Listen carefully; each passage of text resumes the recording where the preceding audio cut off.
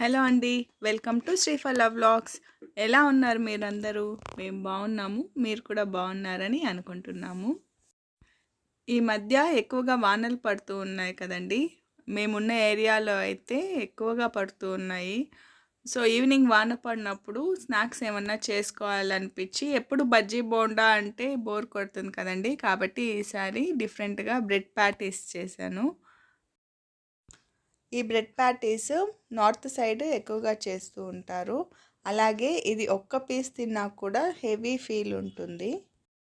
ముందుగా bread patties చేయడానికి ఒక కడాయి తీసుకొని అందులో కొద్దిగా ఆయిల్ వేశాను. ఆయిల్ హీట్ అయిన తర్వాత ఇందులో మిరపకాయలు వేస్తున్నాను. మిరపకాయలని ఆయిల్లో కొద్దిగా ఫ్రై చేయాలండి.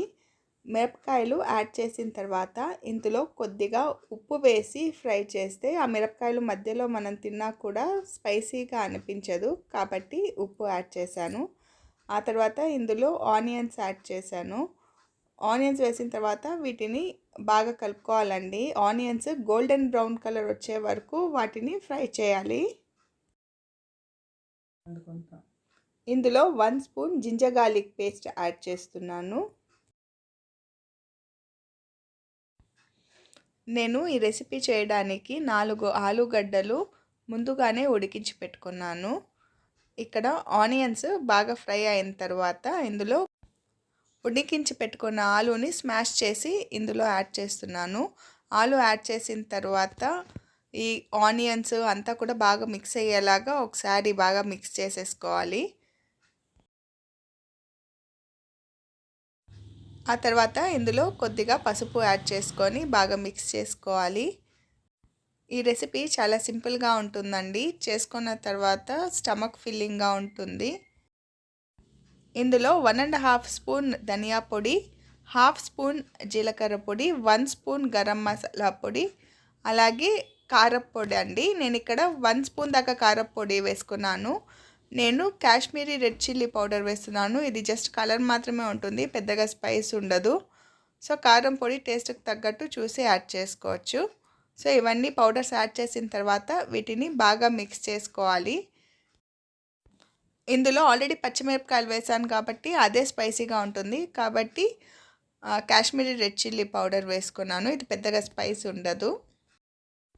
ఇవన్నీ వేసుకొని బాగా మిక్స్ అయ్యే వరకు ఒక 2 to 3 మినిట్స్ దాకా వేడి చేస్తే సరిపోతుందండి. పౌడర్స్ వేసిన తర్వాత ఎక్కువ టైం ఏం పట్టదు.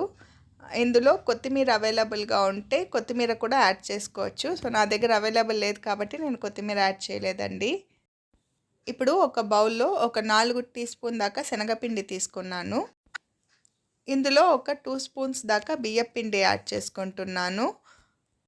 వీటిలోనే పసుపు, ఉప్పు, అలాగే వాము పొడి, నేను వాము పొడి యాడ్ చేశానండి. వాము ఉంటే డైరెక్ట్గా వాము కూడా యాడ్ చేసుకోవచ్చు. నేను వామును ఆల్రెడీ పొడి చేసి పెట్టుకున్నాను కాబట్టి ఇక్కడ వాము పొడి యాడ్ చేస్తున్నాను. ఈ పిండి కలిపేటప్పుడు ఇందులో కూడా కొద్దిగా కారం పొడిని యాడ్ చేసుకోండి, టేస్ట్ చాలా బాగుంటుంది. యాక్చువల్గా నేను పిండి కలిపిన తర్వాత కొద్దిగా కారం పొడి వేశాను, ఇక్కడ యాడ్ చేయడం మర్చిపోయాను. అది వీడియో రికార్డ్ అయిందని అనుకున్నానండి, కాకపోతే వీడియోలో రికార్డ్ కాలేదు. ఈ పిండిలో కొద్దిగా వాటర్ యాడ్ చేసుకొని కొంచెం బజ్జీల పిండి బ్యాటర్ వచ్చే వరకు మిక్స్ చేసుకుంటున్నానండి. ఆ తర్వాత 2 బ్రెడ్ స్లైసెస్ తీసుకొని ఇందాక చేసుకున్నటువంటి ఆలు కూరని ఒక బ్రెడ్ స్లైస్ పైన ఈవెన్గా స్ప్రెడ్ చేసుకోవాలి. అది ఈవెన్గా స్ప్రెడ్ చేసిన తర్వాత ఇంకొక బ్రెడ్ స్లైస్ని దానిపైన పెట్టి కవర్ చేసుకోవాలండి. ఈ 2 బ్రెడ్ స్లైసెస్ని ఇలా పెట్టిన తర్వాత దీన్ని లైట్గా ప్రెస్ చేసుకోవాలండి.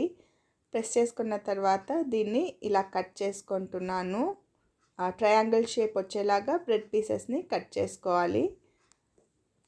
ఇలా కట్ చేసుకున్న దాన్ని శనగపిండి బ్యాటర్ ఇందాక చేసుకున్నాం కదండి, అందులో డిప్ చేసుకొని డీప్ ఫ్రై చేసుకోవడమేనండి. సో నేను బాండ్లీలో ఆయిల్ వేసి వేడవ్వడానికి పెట్టాను. ఆ తర్వాత ఈ బ్రెడ్ ఏదైతే కట్ చేసుకున్నానో దాన్ని బ్యాటర్లో ముంచి ఇక్కడ డీప్ ఫ్రై అయితే చేస్తున్నానండి. ఈ బ్రెడ్ ప్యాటీస్లో బ్రెడ్ యొక్క స్వీట్నెస్, అలాగే ఆ కర్రీలోని అన్ని ఫ్లేవర్స్, స్పైస్ అన్నీ కలిపి టేస్ట్ చాలా బాగుంటుందండి. యాక్చువల్గా ఈ బ్రెడ్ ప్యాటీస్కి గ్రీన్ చట్నీతో సర్వ్ చేస్తే చాలా బాగుంటుంది. కాకపోతే వానల వల్ల కరెంట్ అస్సలు ఉండట్లేదండి. నేను కూడా ఫస్ట్ గ్రీన్ చట్నీ చేద్దామని అనుకున్నాను. కాకపోతే కరెంట్ లేని దానివల్ల గ్రీన్ చట్నీ చేయలేదు. సో టొమాటో సాస్తో దీన్ని అలాగే సర్వ్ చేసుకున్నాము.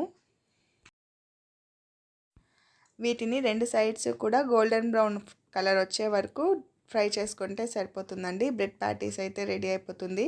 మీరు తప్పకుండా ట్రై చేయండి. అలాగే ఎలా వచ్చిందో కామెంట్ సెక్షన్లో చెప్పండి. ఇందులో ఆలూ కర్రీ అంతా స్టఫ్ చేసిన దానివల్ల ఒకటి తిన్నా కూడా హెవీ ఫీల్ ఉంటుందండి. వీటిని డీప్ ఫ్రై చేసినా కూడా ఆయిల్ పీల్చుకోలేదు. అలాగే మీకు ఇక్కడ కట్ చేసి చూపిస్తున్నాను చూడండి. లోపల స్టఫ్ అంతా కూడా ఎంత బాగుందో. అలాగే చాలా సాఫ్ట్గా కూడా ఉన్నిందండి. మీరు తప్పకుండా ట్రై చేయండి. అలాగే ఈ వీడియోతో పాటు మా ఊర్లో గంగమ్మ జాతర జరిగిందండి. సో ఈ వీడియో అయితే మా ఊర్లో జరిగినటువంటి గంగమ్మ జాతర వీడియో అండి. జాతర రోజు మేము వెళ్ళి అమ్మవారి దర్శనం చేసుకొని వచ్చాము. అంతకుముందు మాకు ఒక 15 రోజుల వరకు చాటు వేస్తారండి. ఈ చాటు వేసిన 15 రోజుల్లో ఎప్పుడైనా వెళ్ళి మనం అమ్మవారికి చీర ఇచ్చి పొంగల్ పెట్టుకొని రావచ్చు. మేము కూడా శుక్రవారం వెళ్ళి అమ్మవారికి పొంగల్ పెట్టి చీర, పసుపు, కుంకుమ అన్నీ ఇచ్చి వచ్చామండి. ఇది జాతర రోజు అండి. జాతర రోజు మేము కూడా వెళ్ళి అమ్మవారి దర్శనం చేసుకొని వచ్చాము. మీ ఊళ్ళల్లో కూడా గంగ జాతర జరిగిందా అండి? ఎలా జరిగిందో కామెంట్ సెక్షన్లో చెప్పండి. మీకు ఈ వీడియో నచ్చిందని అనుకుంటున్నాను. ఒకవేళ నచ్చినట్లయితే లైక్, షేర్ అండ్ సబ్స్క్రైబ్ చేయడం మాత్రం మర్చిపోకండి. థ్యాంక్ యూ ఫర్ వాచింగ్ అండి. బాయ్.